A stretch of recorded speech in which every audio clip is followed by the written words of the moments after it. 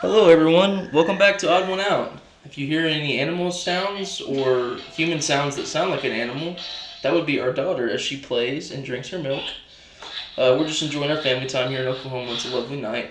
We're off of work and just getting some good quality time. And for two people that have the hobby of keeping up with the politics and keeping people informed and staying informed ourselves, it's a lovely little bit of family time too, while we get to enjoy talking about what's going on in the world. And we've been gone for a while. I think it's been about a week and a half, maybe 2 weeks. I think 2 weeks. Yeah, and so to catch up on. no, your computer screen or your phone screen is not broken. Trust us. If anything is broken, it's always going to be on our end. I was going to play it off like, Trump wants us to live like it's 100 years ago, 200 years ago. So we were, going back in time here with the old vintage feel. Wish I could say all that. But this is the side effects of a rookie setup whenever your camera starts in color and randomly flips to black and white. I couldn't tell you why that happened. We'll try to fix it. We will. For now, we're kind of, enjoying the vintage look. It is nice and calm at a time where there is a lot going on. So, we're going to kind of take turns about everything. And really quick update for where we left you off, at least on my end, was I was going to go debate Charlie Kirk. And I did. And I look forward to uploading that any way I can. Of course, he did not upload it because it was good content for me, not good content for him. But it looked like it was filmed on a potato. You think this is vintage. It looks like it was filmed on a 2002 flip phone. So, going to try to figure out how to upload that without it being what it is. I might just upload it with a black screen and have only the audio. Yeah, the audio maybe. Or have a big picture of Charlie's forehead. I'm not sure. It did go really well for me, not for him. And I'm just being honest. You'll be able to hear for yourself whenever you see the audio. I asked him 2 questions because that's all he allowed me to do. The 4 people that went in front of me all got about 10, 15, 20 minutes. I got about 3. Actually, it was about 5. I'm being honest, about 5 minutes. I asked, you're welcome to the farmer state, farmers and ranchers. Our daughter having fun back there with the Minnie Mouse ears, looking so cute. I asked him about, tariffs and the impacts on farmers, and you'll see in the video, so I'm not gonna get it. But he more so was like, oh, yeah, you got a point. Yeah, tariffs are gonna hurt farmers. And then my next question was pertaining to cutting Medicaid and the political effects on the party in midterms. And he was basically like, I can't deny any of that. He did try to present that he thought it was worth it. I wish I would have pushed back some more. That day I learned being polite is never going to get you anywhere with Charlie Kirk. To an extent. Being polite's cool. I should have pushed back a lot harder whenever I was disagreeing with him, mentally on what he was saying. So I will find a way to upload that to you. You just what? So, we got a climber back there. We got a Minnie Mouse climber. I know, she keeps standing up and making us nervous. Yes. So, that's the update on that. You'll get to see that somehow. So, Ashley, I've been rambling. Do you want to, talk to our audience? Yeah, just keep an eye on her because I'm afraid she's going to jump off of that little couch. Let me just sit with her and you can talk. Okay.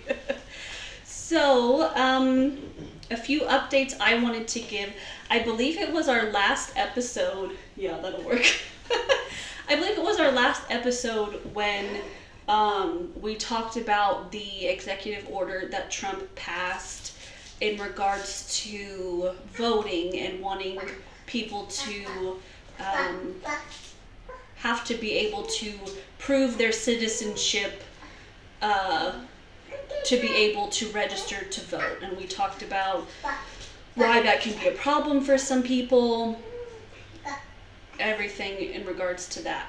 A few episodes before that, I had also talked about what is being called the SAVE Act, which is a bill that was introduced basically saying the same thing. They've come up with this issue that really hasn't been an issue, saying that people who are not citizens are voting, It's just not happening. They love to invent issues. But they came up with this issue, and they're now trying to make it a thing where you have to prove you're a citizen to be able to register to vote. I bring this up again because the SAVE Act is in talks again. They're possibly going to be voting on it. I don't know if they're voting on it in the House or the Senate. Sometimes it's hard to keep track of where things are at, but SAVE Act. Let me see if I can find.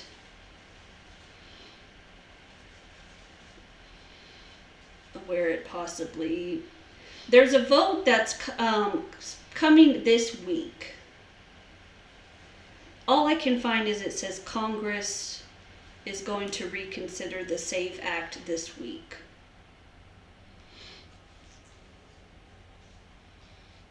So I guess what I would tell you is research and call your reps, senators, whoever you need to call, and tell them to vote no on this, because it's coming to a vote in somewhere in Congress. I think I can add my own 2 cents in this real quick too, and that's that this will disenfranchise and create more obstacles for millions, while the number of non-citizens that vote in federal elections especially is so minute that it does not affect the outcome of elections whatsoever. So this kind of bill is going to impact millions, whereas the other bill, whereas not having a bill only risks between 100,000, not 100,000, between hundreds or low thousands of cases of non-citizens voting, which is illegal, and they face consequences for doing it. So it's going to have severe consequences, and it's definitely not for the greater good. Yes, and I apologize, I wasn't fully prepared with my information on that, but just know that act is still being talked about. Could still be voted on to become law. And yes, if you haven't watched our previous episodes, just real quick, why this is an issue. The documents you're going to have to get to be able to prove you're a citizen, it's difficult to get. It takes time. It costs money. It's just going to make it harder to register to vote, number one. Number two, people who don't have money for those documents aren't going to be able to get them and aren't going to be able to register to vote. There's talk about people who have changed their last name. It's going to be more hoops for you to jump through, because you're going to have extra documents to prove that who you were before with your previous name is also now you, just proving it all. And then, like you said, it's such a small, if even an issue at all, that non-citizens are voting, that all this is this isn't going to solve a problem. What it's going to do, more than solving a problem, is create a problem of people not being able to register to vote. So please look into the SAVE Act, call your Congress people, tell them to vote no on this, tell them why you want them to vote no on this. She's trying to say that. Yeah, and I mean, just know that you have to prove that you're a citizen when you go register to vote. You should not have to prove that you're a citizen every single time you go to vote. That's what a voter card is for, what you register for. When you show up to vote with your voter ID, this is saying, I have already proven that I am a U.S. citizen. It is illegal for a non-citizen to vote in an election. It does happen, but it is very rare, and it has been found to not have any kind of significant basis on the outcome of elections. Well, and it also could take away things that have been put into place to make it more convenient for people to vote, because, I mean, people have jobs, people have kids, elderly people maybe can't get out of the house. This could take away things like being able to register to vote online. Some states have where you can register to vote the same day of an election, which I think is great, because some people maybe you haven't been keeping up, you didn't know there was an election, you decide, maybe I want to go vote. Well, you can't because you missed the registration deadline. But some states you can register the day of. That no longer. And doesn't that go against like their whole, it's all about the security? Wouldn't it be the most secure vote possible to have the person right there putting out all the documents and saying, this is who I am, let me get my voter ID. And then you might say, well then yeah, we should do that for every vote. No, because just being able to prove that you're a citizen once should be enough. You get your voter ID card and then from there. Yeah. So anyways, thank you. Here, can you take this instead? The point is, it's going to make it more difficult for many people to register to vote, all for an issue that really isn't an issue. The other thing I wanted to update on, I believe... I'll take that. I believe I have talked about this. I know I've at least have talked about this representative. There's a representative from Colorado who, whenever the House was voting on the budget bill, which will have cuts to Medicaid, she flew to DC with her 4-week-old baby to be able to vote on that bill. Well, there was also a bill that had been introduced that would allow Congress people who, or I don't even think just Congress, just people who, work in government jobs, maybe government officials. I don't know the bureaucrats.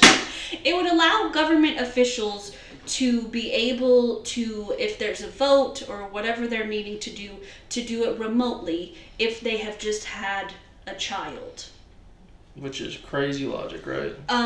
Well, Speaker Johnson was basically blocking this bill from being able to be voted on.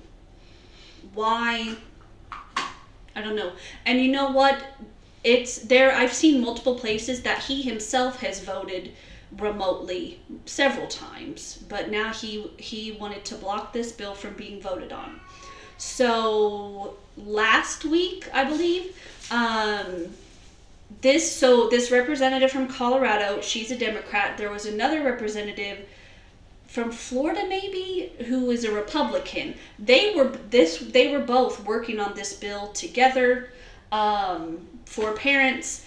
And the Dems were in, let's vote on this. They got some Republicans to join and try to surpass what Speaker Johnson was doing and say, let's move it forward. We want to vote on this bill.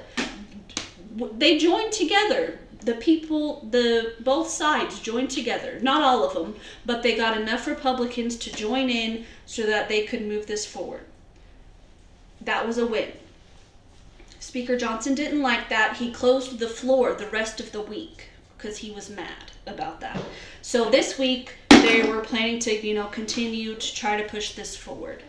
I don't know the logistics of how he did this or what happened, but basically he was able to pull some strings or do something to where he has now fully killed this bill. It will not be voted on to allow elected officials to be able to vote remotely if they've just had a child. So I just wanted to give an update on that because I know I had talked about her. I can't remember if I had talked about that bill or not, but we had our women's episode just in talking about paid leave and how that's so important for new parents, and it's just sad that someone would block that from even being voted on. So, anything to say on that before I move on? I mean, what's the purpose there? What does it do? And I know that stuff gets put in these bills all the time that makes it not worth it. That have nothing to do with the bill. However, that's almost certainly not the case, especially when it was a bipartisan bill written by two mothers that understood the situation. That shouldn't be exclusive to mothers having the understanding of it. That's very odd. Especially like she had mentioned, MAGA Mike Johnson many times. I think I'd counted did you tell me 9? I forget how many. You had told me there have been multiple instances where he had voted, remotely. Yes, and that's what I was saying. I've seen multiple places. I can't remember the exact number, but yes, it's been reported by multiple sources that he has voted remotely himself. Yeah. Just terrible governance. That's all I gotta say. My next thing I'm going to move on to, and my last thing, another bill.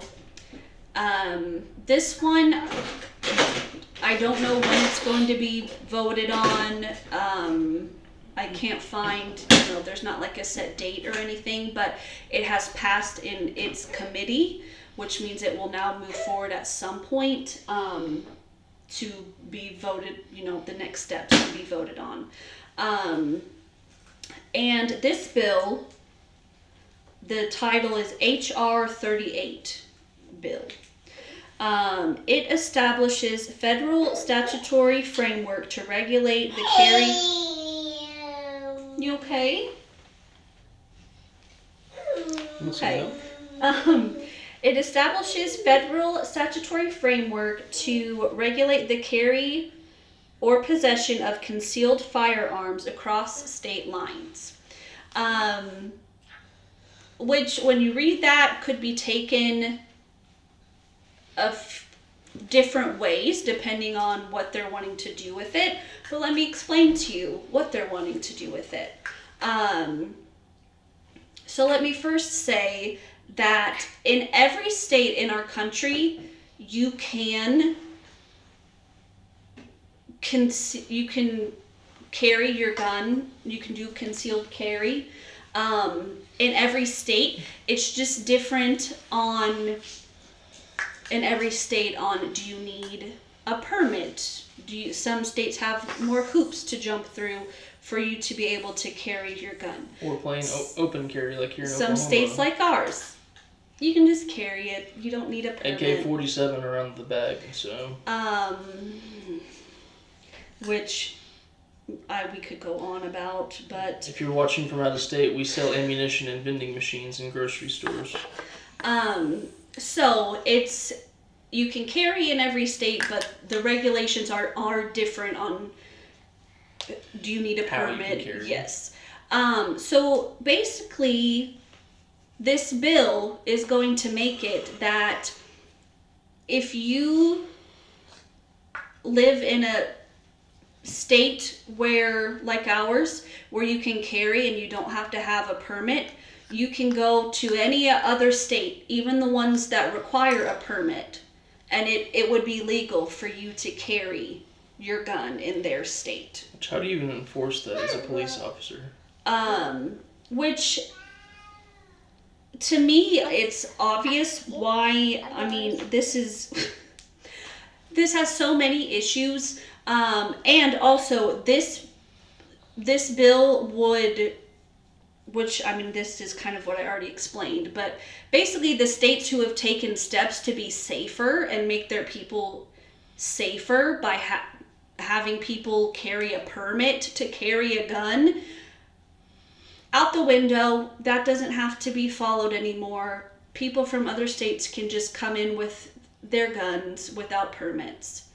And let me just say real quick, this is like kind of a tangent, just real quick. Why is it that the people who are always wanting to say, oh, let's give it back to the states' rights, blah, blah, blah. Well, then why are you guys always wanting to put these bills in place that now... It's on a federal level. Now it's not the states. States who have wanted to make things safer, well, that doesn't matter anymore. Can you imagine being in, Boston where there's no such thing as open carry?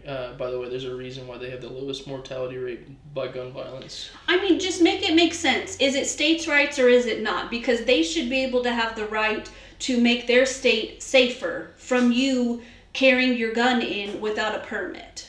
Yeah, can you imagine being there in that city and you don't have any knowledge of anything? Next thing you know, there's some guy next to you who's just fully wielding an AK-47. Would you not think this is a panic mode situation, and it would be a threat to, civility, a threat to safety. So it just to, yeah, like she said, make it make sense.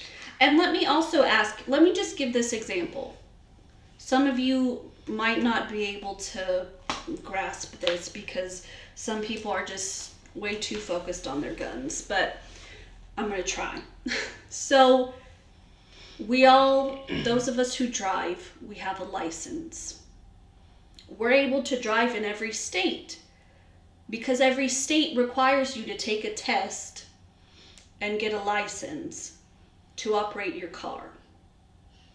How would you feel if, say that wasn't the case? For some of the states. And say our state, you can just go drive your car, you didn't have to take a test, nothing like that. Would you feel safe with people from another state driving into your state, not having taken a test, not having a license, knowing that they have a car, knowing that they are driving this car, that they, like I said, took their test? I feel like that example makes sense. Like I said, I don't know, some people will grasp it, but why, to me, this bill would make sense if you were going to make it to where every state had to have a permit to carry the gun. But why are we going to make it less safe for people by taking away the safety of these states who have tried to make things safer? So that's what that bill is. Like I said, it's HR 38. It passed its committee, so that means it can move forward to be voted on. But like I said, I have not found anything yet on when this could come, but now is a great time to be calling your representatives and already start talking about it, start telling them why you think that they should vote no on this, so that we're already in their ears when this does come to a vote. So that leads me to, I wanted to just talk a little bit about some more things on gun violence. I was going to share some statistics of gun violence in our country. But honestly, I think we all know, we've seen the statistics. We know that we have the highest gun violence rate of any industrialized, any, rich country. I've seen graphs where our gun violence is just as high as countries that are poor and have high violence. Yes, and we're on their level. And so, my point is, we all know this, we've seen this. Me sharing statistics, I don't think is going to get through to anyone because the people know how many mass shootings we have, school shootings, and for whatever reason, they just don't care. They still care more about their Second Amendment right. So what I'm going to talk about is, last month, I think it was, attended a webinar, and it talked about gun violence as a civil rights issue. So I just wanted to talk about a couple points on how gun violence is a civil rights issue, to maybe someone out there, should try and get someone out there to maybe start thinking about gun violence a little differently. So if you are someone who loves your guns, thinks that your Second Amendment right is above all else, that's your belief, I ask of you to just listen to this and see if maybe you can change your thinking around it a little bit. Because I thought this webinar was very interesting, and it's definitely an interesting way of looking at gun violence. So basically, it's just the whole point was that gun violence infringes upon civil rights. So, you say that you have your Second Amendment right. Well, I have a lot of other rights that gun violence is infringing upon. So why is your Second Amendment right bigger than all of my civil rights that gun violence is affecting? Example. And some of these, I believe it's the 9th Amendment, says that we have rights that might not all be explicitly noted, but that doesn't mean that we don't have these rights. So some of these fall under this, but I would say we all have the right to participate fully in society. Fair? Fair. So, hi baby. Hi. I think she wants me to hold her. So, would you say someone who was, because there are people who are victims of gun violence and they survive, but many are disabled. Maybe they can't walk, maybe they don't have use of one of their arms or their hands, whatever the disability may be. Well, and please, this is not to say that disabled people cannot fully contribute to society. That's not what I'm saying at all. But you have taken away their right to, because now they definitely have some more obstacles. Would you agree? Yes. Someone who is now disabled from gun violence. So you've taken away their right to live a life free of disability and be able to fully participate in things that maybe they previously were participating in. What about the right to an education? Some people don't think that everyone has a right to an education, but I do. Gun violence at school, mass shootings at school, that is infringing on my right to an education if you're coming into a school and shooting people. Or, which, number one, sorry, let me back up because I'm getting heated. There's many ways that can infringe on your right to an education. I lost my train of thought because I got heated. But basically, that's just another right that it can infringe on. Something that is, she's trying to, something that is explicitly listed as our rights. Don't we all have the right to life, liberty, and the pursuit of happiness? Number one, gun violence can definitely infringe on my life or my loved ones' lives if you take their life by gun violence. I have had a family member whose life was taken by gun violence at only 17 years old. So his right to live his life was taken. He didn't get to get married if he would have wanted to. He didn't get to have children if he would have wanted to. He didn't get to have the job he would have wanted to. All of those rights were taken from him. I also looked up, just because I wanted a simple definition of pursuit of happiness. What is our right to the pursuit of happiness? The right of individuals to actively seek and strive for fulfilling and meaningful life, encompassing well-being and personal growth.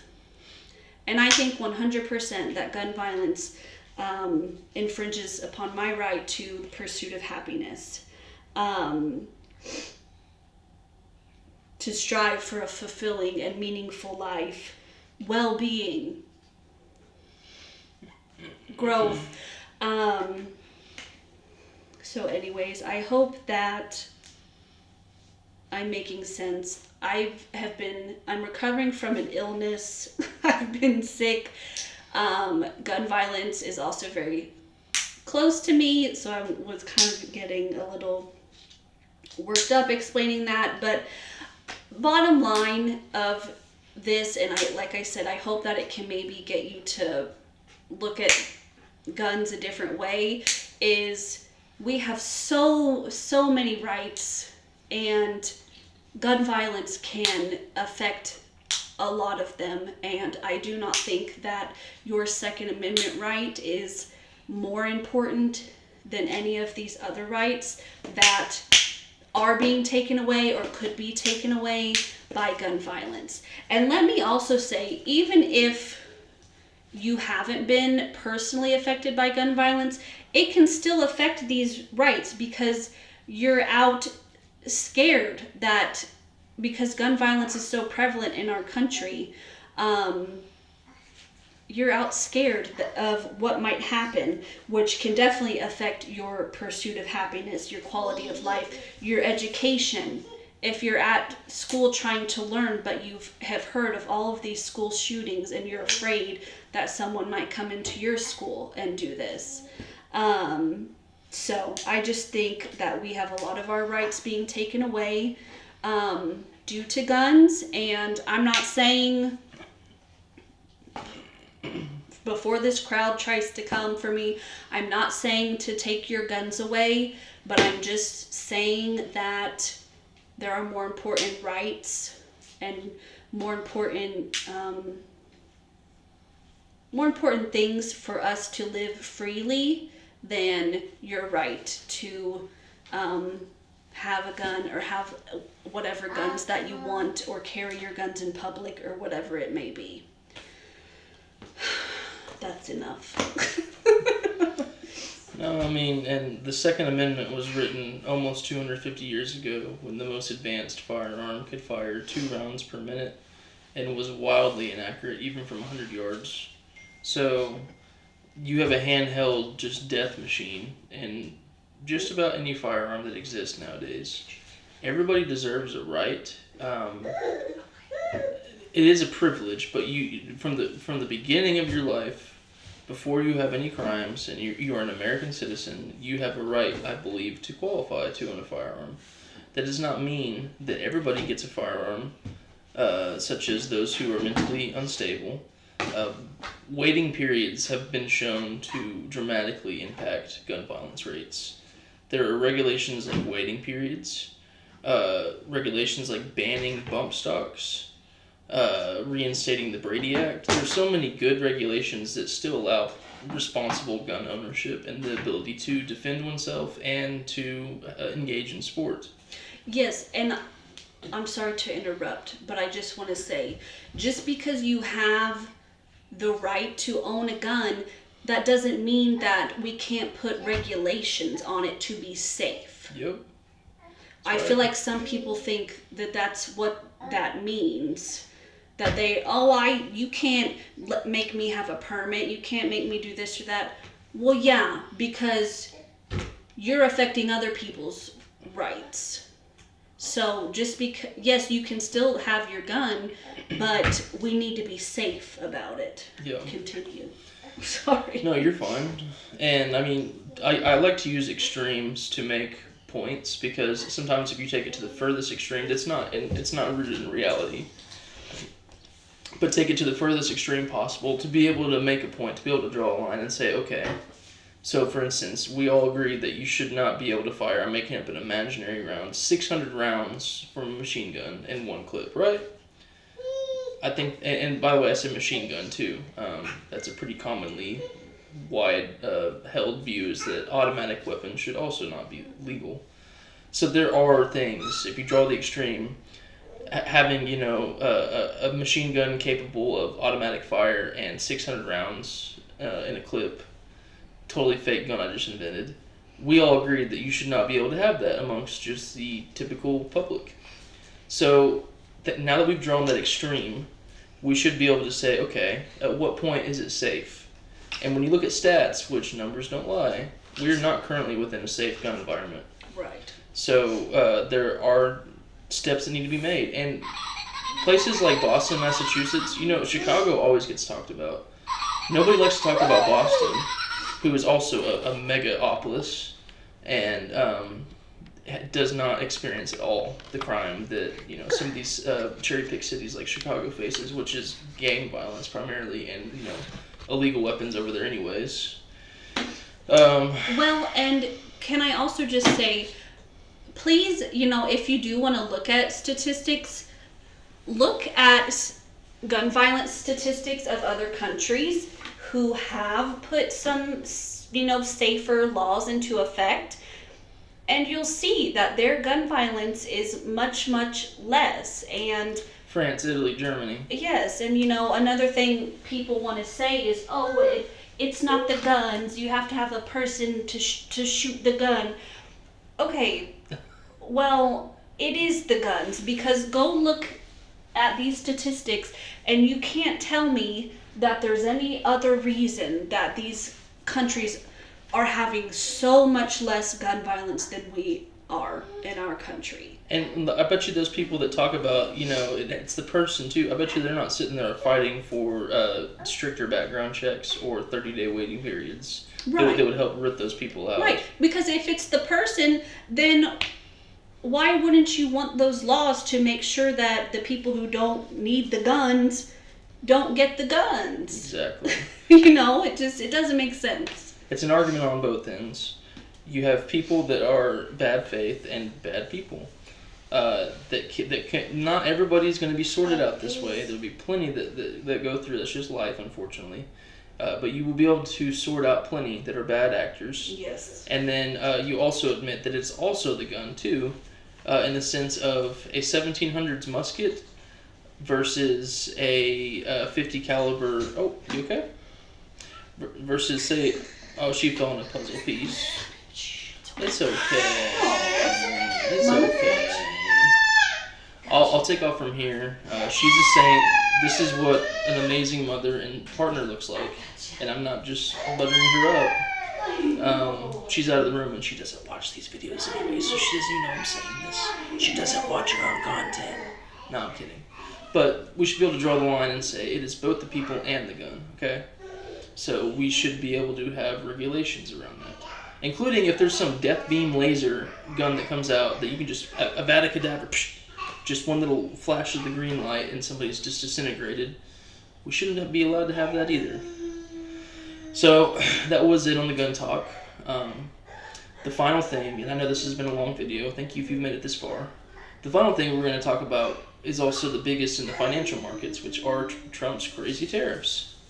So I'm going to try to keep this as quick as possible, especially since there's only one perspective right now. And that's that Trump's tariffs are much different in this term than they were in that first term. In the first term, they were 10% tariffs on China. They did not really impact inflation all that much. They did kill farmers, $30 billion in subsidies, bailouts that needed to be issued to farmers to bail them out. They were not without effect, but they were at a level that you could actually manage the economy with, which is why Biden extended them. Now we have 125% tariffs on China as of today. Okay? It's the worst economic policy of all time. The stock market bounced back heavy today, which I'm very happy for. Let's just be honest. But at the same time, it does feel is any of this manipulation? You gotta ask yourself at some point, especially when Trump is saying to buy stocks just 2 hours before he later announces through the same exact means, which is social media, that the tariffs are being paused for 90 days. And that's the thing, they're all being bumped down to 10%. Okay, so I'm glad for the market. Ripping. We all have retirement accounts. At least I hope that you are watching that. I hope that you do, and I hope that it soared today. However, it's unbelievably disconnected from reality, and it feels very odd too. about it almost just feels like this is just control from within, insider info. You actually had today a trade representative, one of Trump's trade representatives. One of Trump's trade representatives today in front of Congress under oath testified that the discussion of pausing the tariffs had been on the table, despite the president lying to the American people and glorious Caroline Leavitt echoing it, that the tariffs were permanent and that there would be they're non-negotiable. Of course, they like to sprinkle in, they're both permanent, non-negotiable, and also we encourage people to negotiate. It's like, what are you saying? But anyways, the market before today had been in the worst slide since 1987. $6 trillion, $7 trillion of what was wiped off of the market. Insane. Absolutely insane. And it was all... I know that the stock market is not the economy, but it was the stock market pricing in what was going to happen to the economy under these tariffs, which 23 Nobel laureate economists already projected were devastating for the economy and would cause a recession. And they were based off of numbers that were significantly more modest than what Trump is actually doing. Let me give a quick PSA. 10% tariffs on the entire world is not good, people. It's not good. 10% on China alone was enough to bankrupt farmers to the tune of $30 billion in bailouts in Trump's first term. Now it's 10% on the world, 125% on China, who our farmers are heavily reliant upon for trade. We're taxing Madagascar for their vanilla. We're taxing our consumers for the vanilla by imposing tariffs on Madagascar. Madagascar is going to sell us vanilla. What are they going to buy from us? All these countries that sell coffee beans, that sell avocados, that sell bananas, stuff that America just does not make or produce or grow. These things are not just going to be... That's the whole point of a tariff, is to encourage domestic production. Attacking trade deficits makes no sense because we're the richest country on the planet. We have evolved well past being a manufacturing state to being an advanced services economy. 4% unemployment is great. The current unemployment rate right now is great. We should not expect to see some kind of shift from bringing jobs here. And there's not even a guarantee that they'd even be better. And on top of that, you would have... There have been several financial reports out on analyzing the tariffs, including one that says that it would make iPhones cost $30,000 if they were completely sourced. All materials within the USA, manufacturing site in the USA labor. About $30,000, like it's the cost of a car to buy an iPhone. Okay? We got to where we are through capitalism, through free trade, which is a very Republican concept. It is a wild fever dream I'm witnessing in front of me right now. It's the most non-Republican conservative thing to do, to leverage blanket tariffs across the planet. So it's just... I'm very happy the stock market had a great day today. I think it's like the second or third greatest day of all time on the stock market, which is insane, amazing. However, I'm not going to get distracted by the simple fact that we're still levying massive tariffs.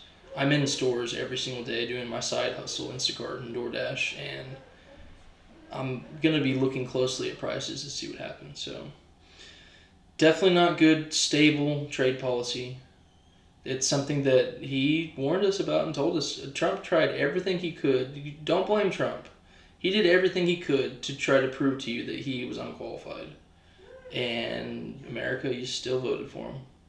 And all of my friends that are MAGA said that they would still vote for him if they went back.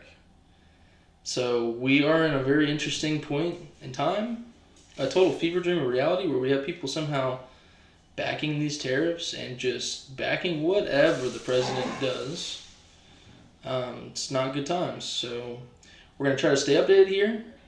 I'm going to think of some good news real quick. The stock market today was fantastic news. That's definitely a good one to end on. Something in our family life. We're going to be planting flowers here pretty soon. Now that we're now that we know that the frost is away.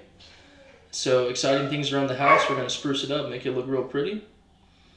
And we're going to try to keep you updated. I know it's been about a couple weeks since we last made a video. We're going to keep on trying to do this more often. Sometimes you just need a break. Sometimes you get sick. So really appreciate y'all tuning in here to Odd One Out. Thank you for this vintage episode. I feel like I should have wore, an 1800s top hat and a monocle. So could have been like one of Trump's rich trade buddies who he got the inside info on to buy stock and then profit off of it as he drops the tariffs that were apparently lied to about to the American people about whether or not they would be negotiable. So thank you so much again for tuning in to Odd One Out. Stay informed, stay motivated. Do not lose focus. We will be seeing y'all soon. Thank you so much. Have a great night.